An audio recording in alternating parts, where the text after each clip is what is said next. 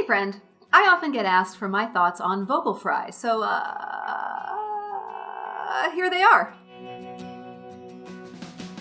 Hi, I'm Kate Glasheen. I'm a voice and dialect coach with a passion for health and wellness. You can learn more about me at kateglasheen.com, and if you enjoyed today's video, please like and subscribe below. Let's get started.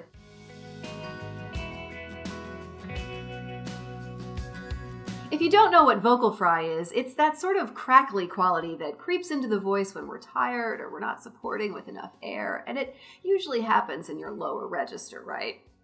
Right.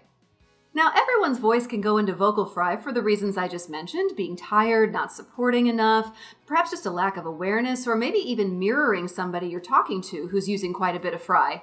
But vocal fry has also become a sort of cultural phenomenon, at least in the United States.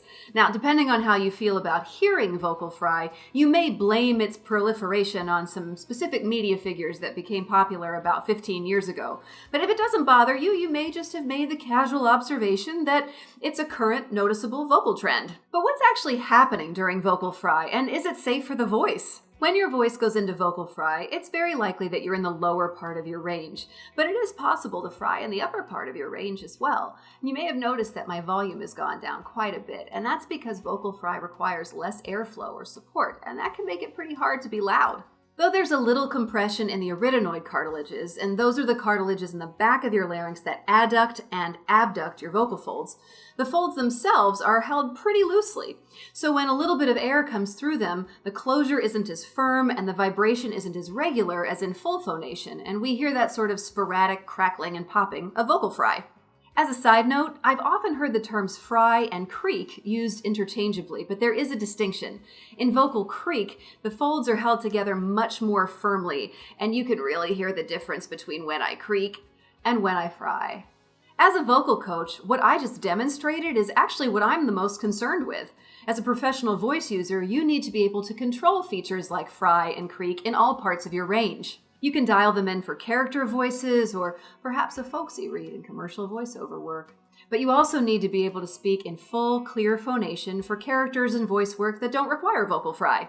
If you're primarily a stage actor or you do any kind of public speaking, the other simple practicality is that you really can't project your voice in vocal fry. Your volume will be limited, and quite frankly, a lot of people don't like to hear a speech with a lot of creak or fry, especially if that way of speaking sounds like it's painful. Like I've said, we're all capable of frying when we're tired or bottoming out in our lower range, and fry in and of itself is not necessarily dangerous for the voice. The lack of control over your fry, however, is going to limit your ability to safely fill a theatrical space, and it's going to narrow your range for character work. So pay attention to when fry shows up in your voice. Why is it happening? Is it just fry, or is there any pain involved? And when it does show up, can you control it? Building this awareness and skill set is one more key component in the actor's toolkit for a flexible and transformative voice.